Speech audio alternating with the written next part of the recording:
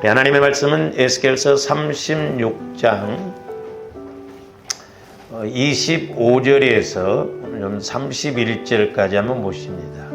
25절에서 31절까지 같이 한 목소리로 합독하십니다. 시작.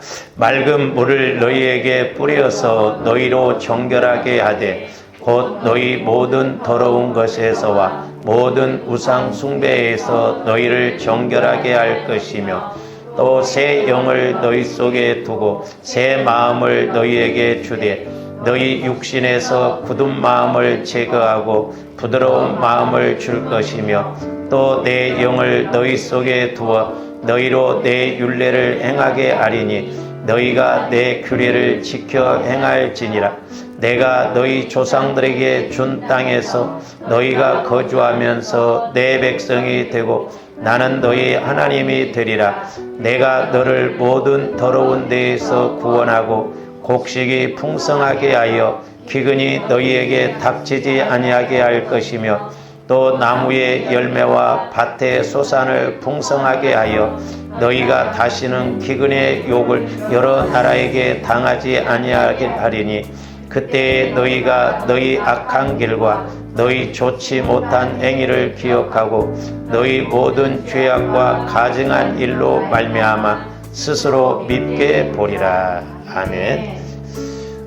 저도 이렇게 해보면 목회자이지만 성령의 음성을 들으면 성령 하나님과 교제가 되면 살 것 같고 성령 하나님의 조명이 없으시면 그야말로 환경 바라보게 되고 자꾸 육신 바라보게 되고 또 여러분 바라보게 되고 그러다 보면 마음이 답답하고 찹찹해집니다. 무엇보다도 약하고 어두운 시대 말에 저와 여러분들이 성령의 음성을 듣고 늘 성령 충만하게 살아가시는 그런 은혜가 있기를 주님의 이름으로 축원을 드립니다. 그래서 제가 이제 지난 시간부터 이렇게 우리가 은혜 받고 복 받는 것 그냥 되는 것이 아니고 과정이 있어야 된다라고 그랬어요. 그냥 뭐 은혜 달라고 한다고 해서 그냥 주시는 것이 아니라 분명히 과정이 있는데 계속해서 우리가 보았던 그림 다시 한번 봅니다. 두 번째 그림. 여러분들이 저 그림 중에서 꼭 좀 기억하셔야 할 것은 첫 번째, 두 번째, 세 번째, 네 번째까지는 기억을 했어야 됩니다. 왜냐하면 우리가 그냥 은혜 받는 것이 아니라 저 네 단계, 네 과정을 이루어야 되는데 이제 저기 성화와 성령 말씀은 뭐 바꿔도 상관이 없어요. 그러나 어쨌든 주와 여러분들이 내 마음에 날마다 보혈을 마시고 바르고 뿌리고 부어야만이 금강석같이 굳어진 내 마음, 아직도 무감각한 내 마음이 이렇게 죄가 깨달아지고 이렇게 내 문제가 알아지게 되는 것. 그래서 이제 우리가 자범죄라고 하는 것도 두 가지라고 그랬는데 하나는 이제 뭐 윤리 도덕적인 죄도 그건 이제 몸으로 짓는 죄고 이제 자범죄 중에 우리가 본죄 이렇게 말하기도 하고 아니면 뭐 마음으로 지은 죄 이렇게도 말합니다만 이제 저는 전반적으로 영적인 자범죄다 이렇게 말을 하거든요. 그게 뭐냐면 저기 이제 쓴뿌리, 상처, 치유 그리고 이제 거기 보면 윤리 도덕적인 죄, 본죄 그랬죠. 그러니까 영적인 자범죄가 뭐냐면 이렇게 말씀을 드려보자고 한다면 주원들이 스스로 사는 것이 죄예요. 그러니까 내가 스스로 주인 되어서 사는 것이 죄입니다. 그러니까 우리가 예수를 믿어도 내 마음 중심에 내가 앉아 있죠. 그리고 예수는 밑으로 내려와 있습니다. 우리가 사형리에서 보면 이제 그런 그림이 나오죠. 그래서 내가 주인 되어서 스스로 사는 것이 하나님 보시기에는 죄입니다. 그리고 두 번째로는 육신의 생각대로 사는 것이 죄예요. 그래서 로마서의 8장에 보면 육신의 생각은 사망, 즉 주님과의 관계에서 죽는다라고 그랬잖아요. 근데 오늘날 조원들이 육신의 생각을 갖고 살아갈 때가 얼마나 많습니까? 거의 우리가 이렇게 8, 90%의 마음은 내 생각 같고 내 마음 같고 이렇게 가거든요. 그게 죄라는 거예요. 그러니까 성령께서 역사하실 수가 없죠. 그 다음에 세 번째로는 교환들이 성령 하나님의 인도를 못 받는 것이 죄예요. 왜냐하면 성령 하나님은 나를 성전 삼으시고 내 안에서 말씀하시거든요. 그러므로 교환들이 이제 내 마음을 그리스도의 마음으로 바꿔서 성령의 음성을 들어보면 성령과 교제가 이루어지면 이제 내 생각이 아니라 주님의 생각, 내 마음이 아니라 주님 마음으로 가게 될 줄로 믿습니다. 그래서 먼저는 조함들이 자꾸 보혈을 믿음으로 적용을 해야 돼요. 마시고 마르고 뿌리고 부어서 내 마음이 기경이 되어지면 내 안에 돌짝밭과 같은 마음, 가시밭과 같은 마음, 마귀가 방해하는 마음이 뭔 줄을 알고 그걸 처리하게 되거든요. 저도 이렇게 해보지만 사도 바울이 고백이 맞아요. 나는 날마다 죽노라.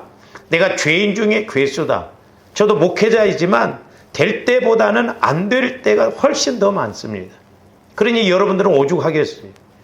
그렇다고 해서 안 된다고 해서 그렇게 가면 안 되고 우리가 늘 우리가 보혈을 적용해서 성령 하나님으로부터 내 마음의 상처, 쓴뿌리, 죄성들이 뭔가를 깨달아서 우리가 회개하고 자백하고 토설해서 이렇게 주님 마음으로 성화가 이루어져야 될 줄로 믿습니다. 그래야만이 하나님은 성령 하나님을 통해서 내 마음에다 말씀하시는 것이 아니라 주님 마음에다 말씀하신다고. 그래서 성령께서 주님 마음에다 말씀하시면 나 영혼이 주님 마음 안에서 말씀을 말씀으로 깨닫고 듣게 되는 것이죠.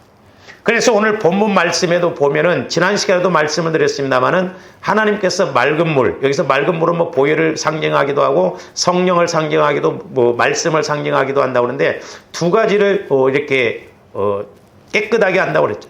하나는 모든 더러운 것에서, 그러니까 조함들 마음이 더럽거든요. 아무리 내가 뭐 착실한 것 같아도 예수 안 믿어도 착실한 것 같아도 그 사람은 마귀가 지배하고 있기 때문에 더럽습니다.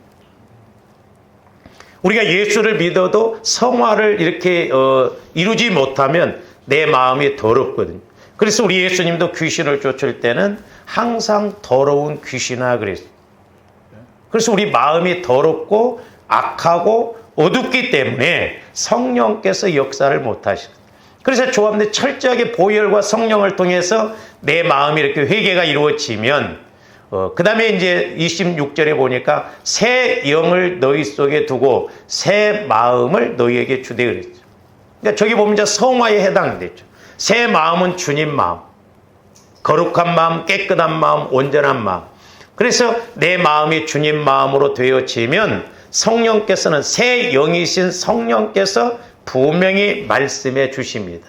그러면 내가 그 말씀에 대해서 깨닫고 알게 되고, 이제 세 번째로는 그 27절에 보니까 또 내 영을 너희 속에 두어 너희로 내 율례를 행하게 하리니 너희가 내 규례를 지켜야 하는. 우리가 오후에 이렇게 말씀을 상고했죠. 주의 율례와 법도 율법을, 그러니까 말씀을 깨닫고 지키게 된다는 거예요.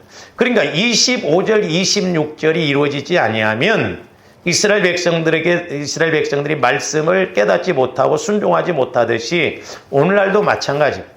그러니까 적어도 조언디 저기 보면 첫 번째, 두 번째, 세 번째까지가 이루어져야 성령 하나님을 통해서 우리에게 주시는 말씀이 비로소 깨달아지고 믿어지고 체험되어지는 거예요. 그러면서 이제 28절부터 31절까지 보면 그 이제 환경적인 복에 관한 말씀이에요.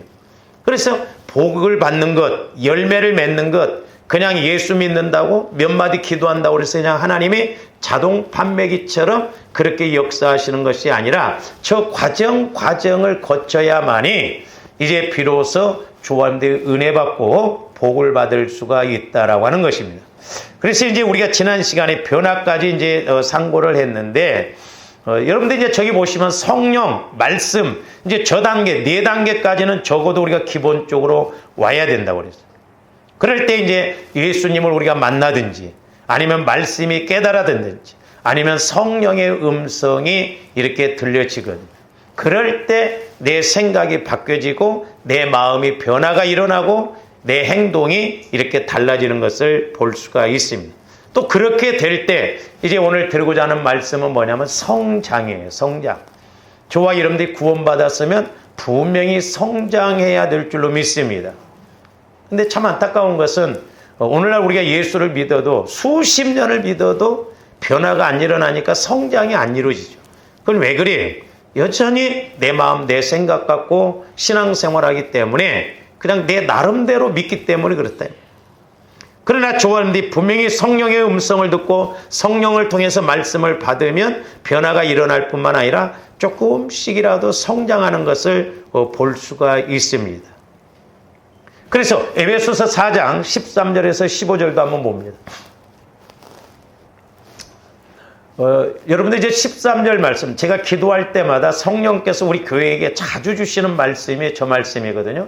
우리가 다 하나님의 아들을, 저기서 아들은 예수 그리스도를 믿는 것과 아는 일에 하나가 되어 그랬어요. 아는 것이 먼저가 아닙니다. 믿는 것이 먼저예요.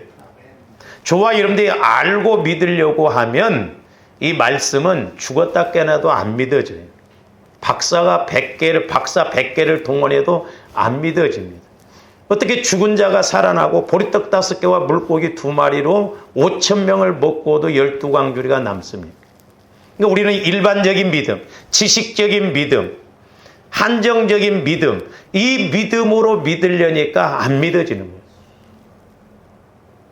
그러니까 보리떡 5개와 물고기 2마리는 5 더하기 2는 7로밖에 이해가 안 됩니다. 그러니까 안 믿어지는 거예요. 필립 신앙이 그랬죠. 그 들판에서 남녀 포함하면 2만 명이 넘는데 우리 예수님이 너희들이 먹이라고 그러잖아요. 설령 돈이 있다고 해도 어디 가서 사 먹이냐 이 말이죠. 적어도 300데나리온이 있어야 빵이라도 살 텐데 돈도 없지만 그걸 떡을 살 가게도 없는 거예요. 그러니까 안 믿어지는 거예요. 그래서 우리는 자꾸 알고 믿으려고 합니다. 이게 문제거든요. 그러나 영적인 믿음은 먼저 믿고가 먼저 선행이 되어져야 돼요. 그러니까 믿으면 알아져 가는 거예요. 그건 안드레 신앙이 있죠. 보리떡 5개와 물고기 2마리를 예수님께 내놓으면서 이것이 얼마나 되겠습니까? 그러나 예수님이 하시면 하신다 이 말이죠. 그러니까 믿고 알아가는 것이지 알고 믿는 게 아니에요. 똑같은 말인 것 같지만 분명히 다릅니다. 그렇기 때문에 조한디 성령 하나님을 통해서 말씀을 조명받으면 깨달아두면 일단 믿어져요. 믿고 가면 하나님이 그 말씀을 체험하게 하시는 것을 볼 수가 있습니다. 할렐루야. 그래서 믿는 것이 먼저 되어지고 알아가져야 된다는 거죠. 그렇게 될 때 저기 보면 뭐라고 하죠? 믿는 것과 아는 것이 하나 되어 온전한 사람을 이루어 그랬어요. 온전한 사람. 우리 사람은 온전한 사람이 없습니다. 다 조합된 죄 가운데 있어요. 구원받았지만 분명히 말하면 구원받은 죄인이에요. 근데 왜 하나님께서는 여기서 온전한 사람이라고 했는가? 온전한 사람은 바로 육신의 몸을 입고 오신 예수님 한 분만이 온전하신 분이에요.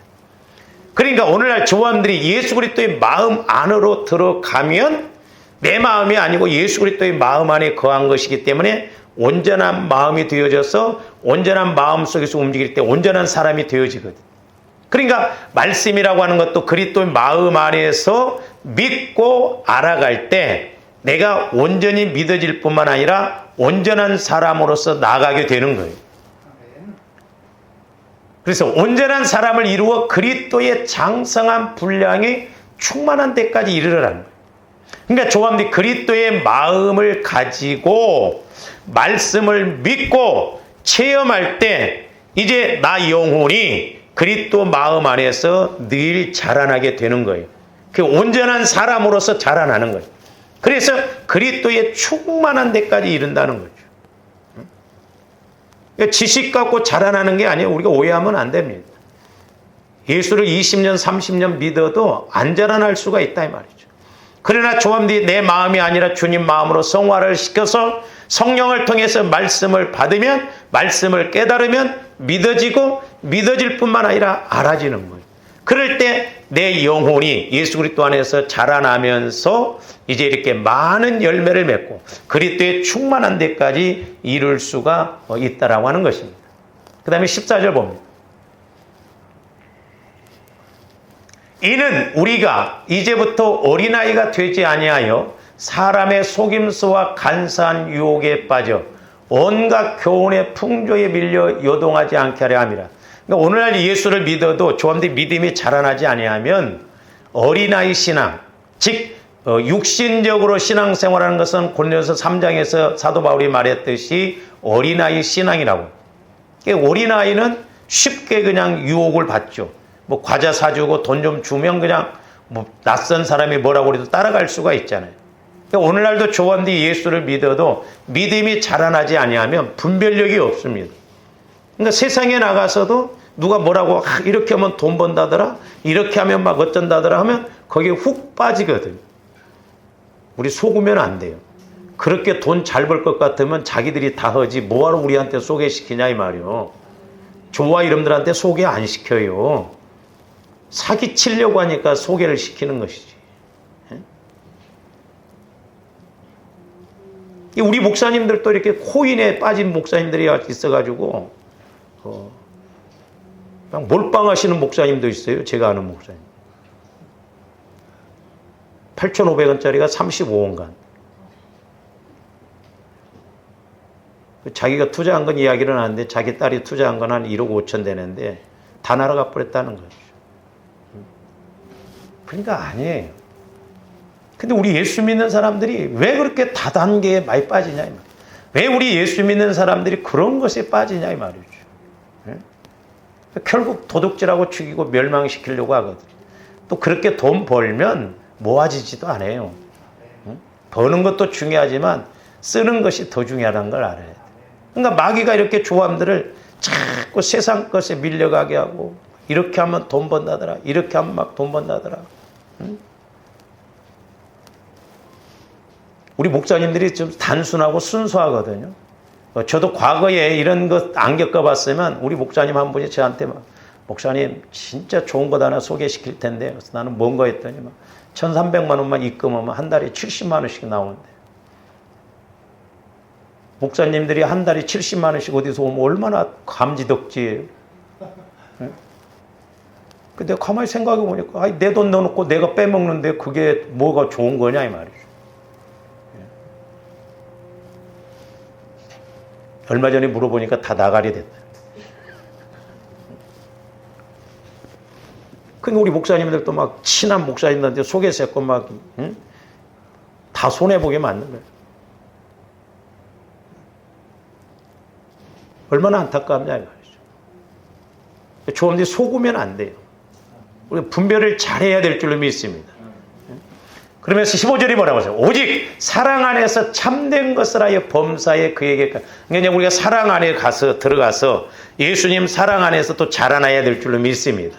그러니까 예수님 마음 안에 들어가면 금요일 날도 말씀을 드렸습니다만은 이제 조금 더 예수 그리스도의 사랑을 알아야 돼. 내가 성령 하나님과 교제가 이루어져서 주님과 교제가 이루어져서 주님이 나를 이렇게 사랑하시는구나.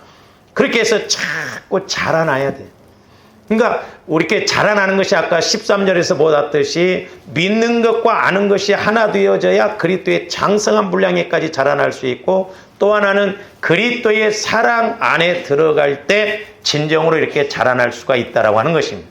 이런 것이 이론이 아니라 지식이 아니라 오늘 말씀에서처럼 조언들이 실제가 되고 이렇게 은혜가 되어져야 될 줄로 믿습니다. 그래서 사랑 없는 진리는 삭막하고 능력이 없어요. 그러니까 언제나 말씀 안에서 사랑이 같이 와줘야 돼. 그래야 능력이 있고 우리가 은혜가 됩니다. 또 반대로 진리 없는 사랑은 연약해요. 그리고 일시적입니다. 그러니까 말씀이 없는 사랑은 일시적이에요. 연약합니다. 참 안타까운 것은 제 동기가 옛날에 저하고 같이 신앙생활을 했는데 이제 제가 이렇게 청년들을 대전에 있을 때 청년들을 맡았다가 이제 제가 오래 맡았다가 이제 나중에 우리 동기 목사님이 이제 청년을 이렇게 맡았거든요. 근데 이 동기 목사님이 좀 말을 더듬어요. 약간 더듬는데 하여튼 살갑게 잘해. 살갑게. 그래서 막 이렇게 하니까 청년들이 훅 빠지더라고. 가지고 막 전도사님이 사랑이 많다고. 근데 지금 목회 안 해. 택시합니다. 술 먹고. 우리 속으면 안 돼. 뭐가 사랑인 줄을 알아야 돼. 그러니까 인간적인 사랑은 일시적이에요. 그리고 연약합니다. 보세요. 막 성도들도 보면 막 죽고 못 살 것처럼 막 둘이 막 집사님 하더만 어느 날 보면 등 돌리고 있어. 일시적인 게 그런 것은. 육신적으로 이런 것은 일시. 언제 어떻게 변화될지 몰라요. 사람이란 건 장담 못합니다. 저는 목회하면서 누차 그런 걸 체험했어요. 그래서 우리는 사람은 믿음의 대상이 되면 안 돼요. 그냥 사랑의 대상이 돼야 돼요.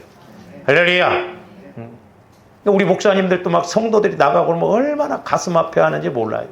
저도 괴롭더라고.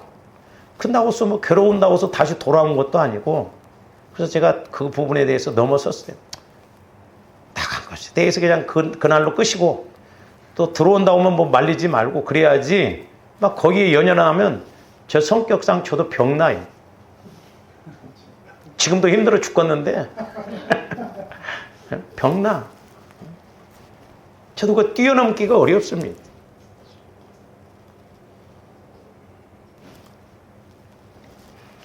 우리 동기 목사님이 뭐 옛날에 가수 좀 이렇게 하는데 그것을 이렇게 세상 곡에다가 이렇게 개사를 해가지고 집사가 시험 들어 그 집사가 나가면 목회자가 마음이 아프다.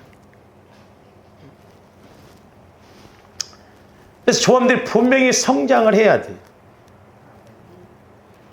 성장이 안 하면 죽었든지 병들었든지 둘 중에 하나예요. 그 다음에 이제 성장이 이루어지면 그 다음 단계가 뭐냐면 그 다음 단계 그림을 봅니다.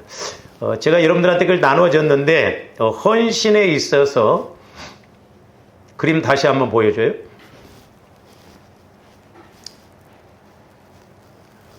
이제 헌신, 성장이 되어져야 헌신도 이루어지거든요. 여러분들 그림에 보면 저기 이제 말씀이 마가복음 14장 39절로 아마 되어 있을 거예요. 여러분 프린트에서 나눠주는 거. 39절이 아니라 3절에서 9절까지입니다. 그래서 이제 이렇게 한 여인이 예수님께 옥합을 터뜨리는 내용인데, 자 마가복음 14장 3절에서 9절 한번 봅니다. 예수께서 베다니 나병 환자 시몬의 집에서 식사하실 때 한 여자가 매우 값진 향유 곧 순전한 나드 한 옥합을 가지고 와서 그 옥합을 깨뜨려 예수의 머리에 부으니, 어떤 사람들이 이제 다른 성경에서는 어떤 사람들이 아니라 제자들이라고 그래요. 제자들이 화를 내어 서로 말하되 어찌하여 이 향유를 허비하는가. 다른 성경에서 보면 가룟 유다가 뭐라고 합니까? 이것을 300데나리온에 팔아서 가난한 사람들에게 나눠줬으면 좋겠다라고 하거든요. 그러니까 300데나리온이라고 한다면 한 데나리온이 하루 품삯입니다. 당시에. 그러니까 저 여인이 1년치 모았던 그런 향유, 오늘날로 말하면 1년치 월급을 이렇게 하나님 앞에 다 드린 거예요. 그러니까 막 화를 낸다 이 말이죠. 신앙은 참 어떻게 보면 신기하고 재밌습니다. 아니 왜 남이 헌신한 것 갖고 섬길래? 여러분들은 안 그럴 것 같죠? 아니 남이 헌신하면 참 나는 못했기 때문에 참 부끄럽다 이렇게 생각했는데, 뭐 그렇게만 하면 제일인가? 뭐 또 이런 식으로. 그러면 안 하면 제일이냐? 아니 왜 여인이 헌신한 것에 대해서 왜 섬기는? 그러니까 저 마귀 역사입니다. 그러니까 우리가 마태복음 이런 데 보면, 요한복음에서 보면 가룟 유다에게 뭐라고 그랬어요? 그는 돈꾀를 맡은 사람으로서 도적이라 그랬어요. 그러니까 하나님 앞에 하는 걸 가지고 자꾸 반대하고 태클 걸고 비판하고 그런 건 그건 마귀 역사예요. 우리가 저런 걸 분별을 잘해야 돼. 화를 내어 서로 말하되 어찌하여 이 향유를, 그러니까 혼자만 화내면 괜찮은데 꼭 저럴 때는 옆에 사람이 또 같이 동조를 합니다. 집사님은 어떻게 생각해? 에? 주제 파악을 못하는 것 같지? 에?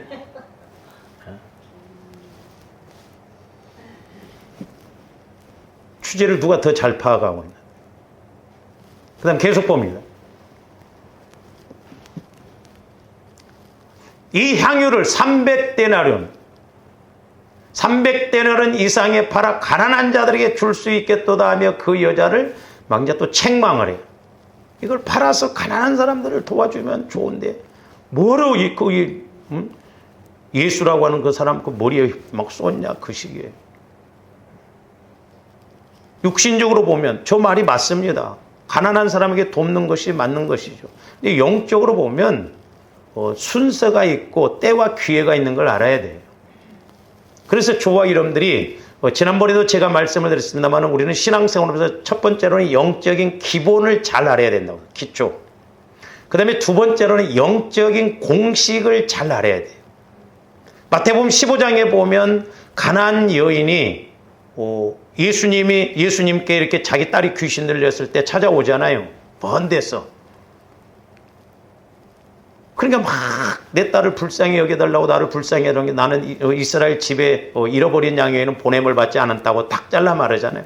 그런데도 더 소리 줄리면서 막 나를 불쌍히 여겨달라고 하니까 우리 예수님이 한술 더 뜨셔가지고 자녀의 떡을 취해서 개들에게 던짐이 마땅치 않다 그러잖아요. 우리가 문자적으로 보면 뭐 예수님이 뭐 이렇게 성질을 안 고쳐주려면 곱게 고쳐주지 말지 뭐 그런가 하는데 저는 개인적으로 그 성령을 통해서 깨닫게 되는 게 뭐냐면 나중에 예수님이 뭐라고 그래요. 물론 이 여인이 주위에 올소이다마는 개들도 자기 주인의 상에서 떨어지는 부스러기를 먹나이다 그랬잖아요. 그러니까 우리 예수님이 갑작스럽게 느닷없이 여자야 네 믿음이 크도다 내 소원대로 될지어다. 그러면 문자적으로 보면 예수님이 막 무시하고 욕을 했는데 그럼에도 불구하고 막 달라들면 믿음이 큰 거예요. 우리가 그런 데서 영적인 공식을 잘 알아야 된다 이 말이죠. 저도 처음에는 예수님이 안 고쳐주시려면 그냥 안 된다 가라고 하면 되지 뭐 자녀의 떡을 취해서 개들에게 던짐 그건 어떻게 보면 너는 개 같은 여자야 그런 의미거든요. 오늘날로 말하면. 왜 예수님이 이렇게 말씀을 하셨는데 나중에 제가 깨닫는 게 뭐냐면 우리 예수님은 직접적으로 그 여인의 죄성을 지적하시면 자존심 상하고 감정으로 받아들일 수 있기 때문에 애둘러서 비유적으로 말씀하십니다. 그 여인이 가나안 땅에서 살 때 가나안은 성적으로 타락한 그런 동네거든요. 그러니까 이 여인도 아마 그런 상황을 통해서 딸을 출산을 했는데 더구나 거기다가 딸이 귀신 들렸다 이 말이에요. 그러니까 네 딸은 지금 귀신 들려서 그렇다. 왜? 네가 개처럼 그렇게 그냥 영적으로 죄를 짓고 그러다 보니까 그런 문제가 생겼다. 그러니까 이 여인이 옳다 이거예요. 인정을 했다 이 말이죠. 수긍을 한 거예요. 저는 큰 믿음이 거기서부터 나온다고 봅니다. 절대 조합니 고백 안 나옵니다. 옆에서 누가 말해줘봐요. 너나 잘해라. 지준에는 생각하고 못하고 안 받아들입니다. 자존심, 감정은 마귀의 역사예요. 이게. 그러니까 믿으면 제가 실제 해보면요. 여러분들이 고백하면 스펀지처럼 팍팍팍 성령이 들어갑니다. 근데 여러분들이 딱 자존심으로 한마디 딱 하고 그러면요. 신기해요. 성령은 딱 올 수도 하십니다. 성령은 그래서 예민해요. 그러니까 이 여인은 자기의 영적 상태 예수님이 정확하게 말하셨기 때문에 맞습니다. 나는 더러운 여자였습니다. 개 같은 여자였습니다. 그러나 주님이 함께 해주셔야 됩니다. 그럼에도 불구하고 주님을 의지한다고 하니까 여자야 네 믿음이 크도다 그랬거든요. 그래서 왜 크도다고 했는가? 그러니 영적 공식을 알고 가니까 그렇다. 오늘날도 마찬가지인 줄로 믿습니다. 그래서 제가 또한 뭐라고 여러분들한테 하면 기분 나빠하니까 여러분들이 스스로 기도해서 그런 걸 깨달아라 이 말이에요. 그러면 자존심도 안 상하잖아요. 여러분들이 기도하다가 성령을 통해서 막 깨달아 보세요. 소위 말해서 너희 나쁜 년아 해도 맞습니다. 아멘. 이 도둑년아 해도 맞습니다. 나 도둑년입니다. 그도 막 가서 자랑해요. 내 기도하는데 나보고 도둑년이래. 받아들이거든요. 근데 만약에 여러분들 그걸 못 깨닫고 집사님 기도해보니까 도둑년이라고 하는데 뭐 때문에 그런답니까? 따지거든. 그러니까 내가 스스로 깨달으면 그 어떤 것도 도설이 나오고 회개가 나오고 자백이 나오거든요. 그럴 때 주님이 더 강하게 역사하실 수 있는 마음 자세가 되기 때문에 그게 큰 믿음인 거예요. 작은 믿음 갖고는 우리가 응답 못 받습니다. 적어도 조원들이 성경에서 말하는 믿음은 세 종류인데 작은 믿음, 큰 믿음, 보배로운 믿음. 적어도 큰 믿음과 보배로운 믿음을 가져야 될 줄로 믿습니다. 그래야 우리가 문제 해결을 받고 응답을 받을 수가 있는 것입니다. 그럴 때 이제 우리 예수님이 뭐라 합니까? 예수께서 이르시되 가만두라. 너희가 어찌하여 그를 괴롭게 하느냐? 그가 내게 좋은 일을 하느냐? 저와 이분들 같으면 뭐라고 했어요? 성질 내면서 헌신도 안 하는 주제에 뭔 잔소리가 많아 막 성질 내고 막 그럴 텐데 예수님은 가만두라는 거예요. 참 저런 데서 보면 예수님의 그 마음이 얼마나 온유하고 겸손해요. 만약에 목회자인 저도 마찬가지. 교회에서 뭔 일을 하는데 막 여러분들이 반대를 하고 나오면 저 뭐야 막 별소리 다 할 수도 있다. 근데 우리 예수님 그렇게 하지 않았어요. 7절 계속 보면 가난한 자들은 항상 너희와 함께 있으니 아무 때라도 원하는 대로 도울 수 있거니와 나는 너희와 항상 함께 있자. 그렇죠? 그러니까 가난한 사람은 항상 있어. 언제든지 도울 수 있어. 그때 도와. 그러나 이 여인이 하는 것은 나는 곧 있으면 가. 나의 장례를 준비한 것이다 이 말. 그래서 하나님의 일은 때와 기회가 있습니다. 그래서 조언이 때와 기회를 잘 분별하고 놓치지 말아야 될 줄 믿습니다. 하나님은 나한테 왜 복을 안 주신가, 왜 은혜 안 주신가, 그렇게 원망하지 말고 때와 기회를 잘 알아요. 제가 옛날에 전도사 실을 때 물질 훈련 받을 때 너무너무 막 힘들고 그럴 때 막 도대체 하나님은 뭐 하십니까? 막 부르짖고 어느 날 성령께서 이렇게 딱 보여주시는데 하나님도 이렇게 나한테 오시고 나도 하나님 앞에 이렇게 가는데 지나쳐 버렸더라고요. 한참 가서 보니까 하나님이 여기 와시. 성령께서 뭐냐면 때는 하나님이 주신다. 기회는 네가 붙잡아라. 그래서 때와 기회는 이렇게 맞닥뜨려져야 돼. 농부가 봄이라고 하는 때가 오면 씨를 뿌릴 기회를 잡아야 돼. 하나님이 가을이라고 하는 때를 주시면 조함들이 추수할 기회를 잡아야 될 줄로 믿습니다. 그러니까 우리가 돈 벌 때 잘 벌어야 돼요. 은혜 받을 때 은혜도 받아야 돼요. 그래서 때와 기회는 같이 가요. 때는 하나님이 주시지만 기회는 내가 잡아요. 저기 마리아, 저기 뭐 다른 데는 마리아로 나오고 또 어떤 여인으로도 이렇게 두 가지로 해석을 합니다만 어쨌든 저 여인은 때와 기회를 잘 잡은 거예요.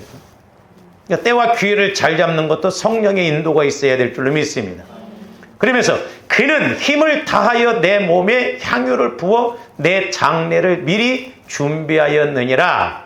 9절 내가 진실로 너희에게 이르노니 온 천하에 어디서든지 복음이 전파되는 곳에는 이 여자가 행한 일도 말하여 그를 기억하리라. 저기서 기억이라는 것은 옛날 개역 성경에서는 기념하라 그 말이에요. 기념.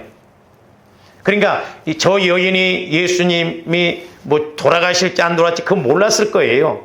그러나 어쨌든 당시 그 유대 풍습은 귀한 손님이 오면 발 씻을 물도 주고 향유를 이렇게 머리에 붓고 그런 문화들이 있었거든요. 근데 이 여인은 자기가 1년치 번 그 향유를 예수님 머리에 부었는데 그것이 마침 예수님의 장례를 준비하는 때가 됐다 이 말입니다. 그러니까 우리 예수님도 제가 옳은 일을 했다, 귀한 일을 했다. 그러면서 이 복음이 증거되는 것마다 기념하라는 것, 기억하라는 것. 그래서 이 여인이 행한 것 지금까지도 성경에 기록되어서 대대로 전해 내려온 것. 그래서 제가 말씀드렸습니다만 성경에 보면 책이 3권이 나옵니다. 조금들이 이 3권의 의미를 잘 알고 가야 되는데 첫 번째 책은 뭐냐면 생명책이에요. 자, 계시록 20장 12절에 한번 봅니다.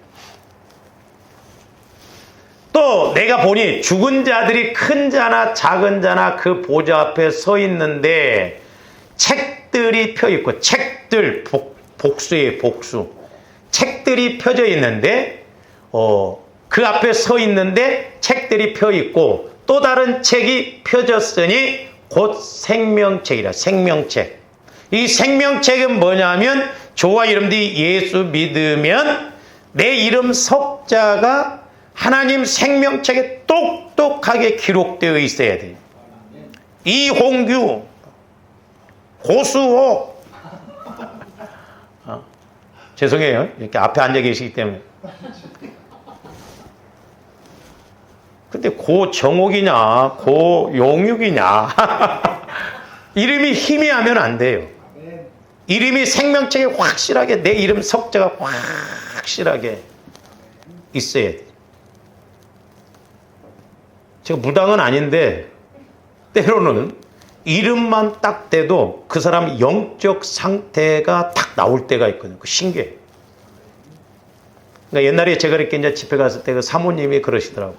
아니, 목사님은 그 사람이 여기 없고 봉투 이렇게 감사한 건 봉투만 딱 올려서 이름만 적었는데 어쩌면 그렇게 이름을 보시고 그 사람 영적 상태를 정확하게 한마디로 찝냐는 거예요. 한마디로 딱. 자기가 자기 성도들을 보니까 목사님 한마디로 이렇게 탁 했는데 너무 정확하다. 지금은 잘 안 돼. 저도 많이 타락했어. 막 그때 가서 막 집회하면 막 우리나라는 좀 그런 게 있잖아요. 뭐라고 한가 보자 하고 막 감사한금을 막. 응? 그래서 한 80명 모이는 교회에 유명한 우리 침례교 목사님 부흥 강사가 와도 400~500만 원밖에 헌금이 안 나오는데 제가 갔을 때는요 8천만 원이 나왔습니다. 벌써 한 20년 전이에요. 그때 내가 나쁜 마음 먹었으면 야 부흥회 다니면서 이번에 내가 헌금 얼마 걷어들 테니까 나 1,000만 원 주시오 할 수 있겠다는. 이제 성령께서 분명히 저한테 불법을 행하지 말라고 그랬거든요. 불법을.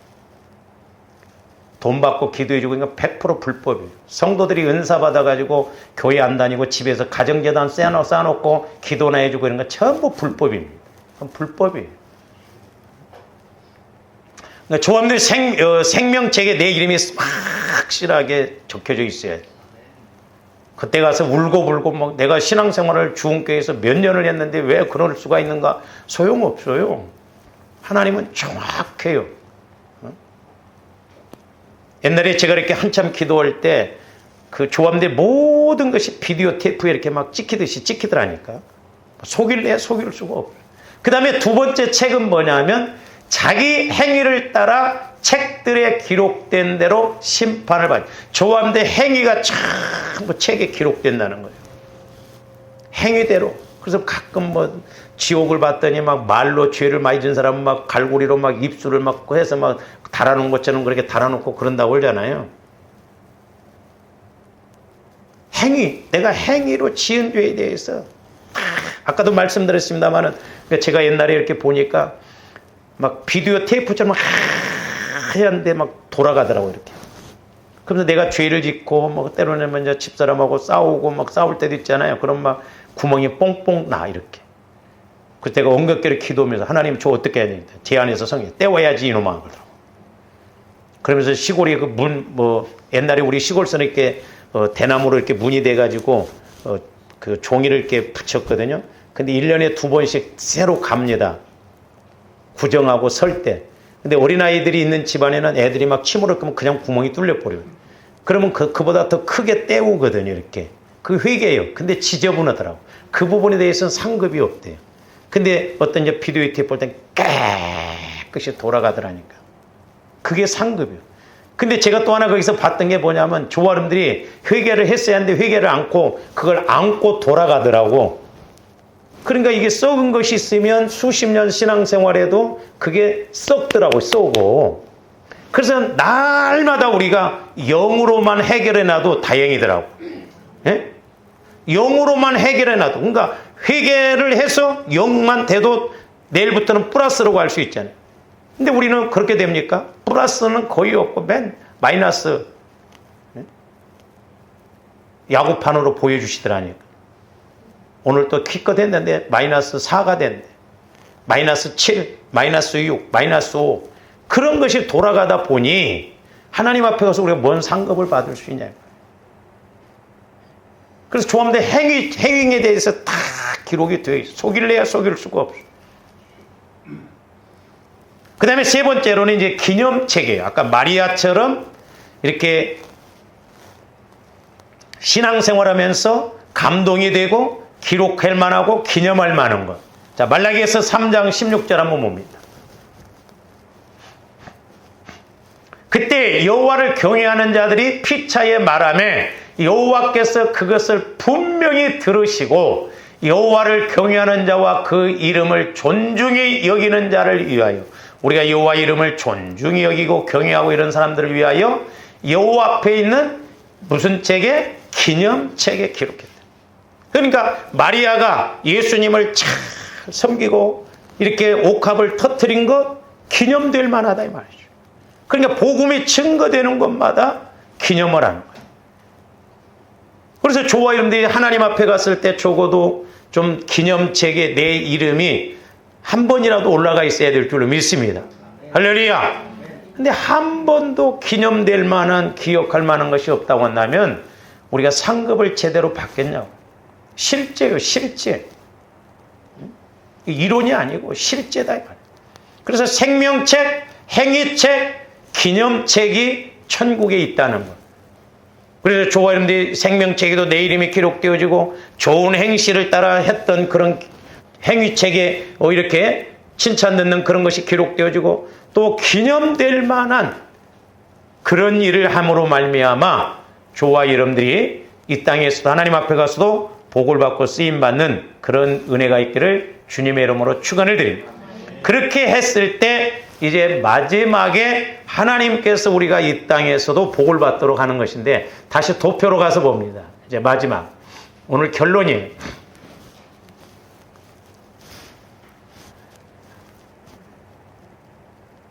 도표를 먼저 한번 이제 복을 받고 두 가지예요. 하나는 복을 받고 많은 열매를, 복을 받는 건 누림이에요. 조함들이 예수를 믿었으면 우리가 누림도 있어야 될 줄로 믿습니다. 그렇잖아요? 우리 예수 믿는 사람들은 분명히 누림도 있어야 돼. 언제까지 우리가 예수를 수십 년을 믿어도 소위 말해서 골고루고 살아갈 거냐 이 말이죠. 우리 누려야 돼요. 그래서 매년 조금씩이라도 우리가 누려야 될 줄로 믿습니다. 그래서 이제 복을 받는 그 말씀은 이제 신명기 28장 1절에서 6절 봅니다.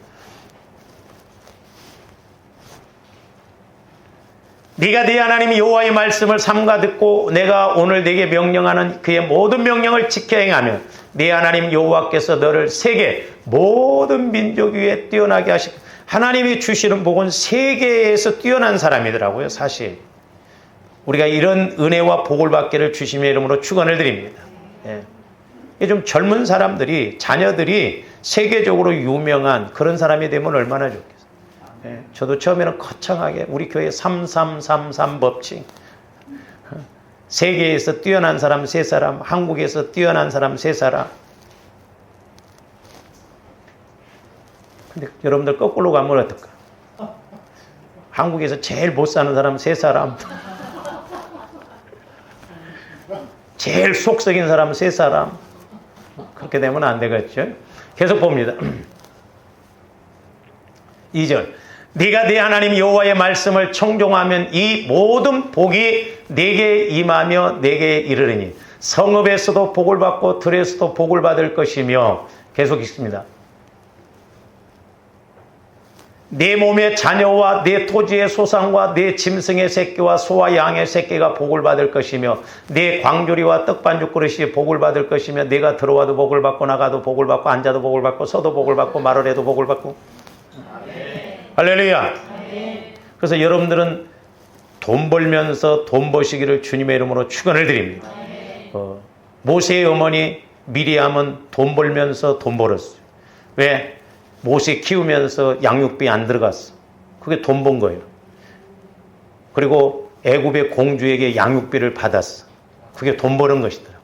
옛날 우리 교회에 이렇게 옆에 장사했던 순복음교회 집사님이 이렇게 기도를 하고 그러면서 저한테 목사님 기도 좀 해주세요. 왜요?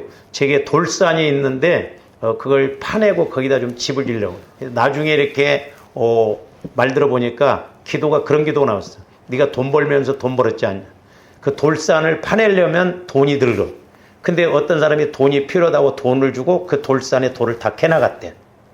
그러니까 내 돈 안 들어가서 돈 벌어, 돌 파는데 돈 받고 돈 벌어. 그게 돈 벌면서 돈 버는 것이다.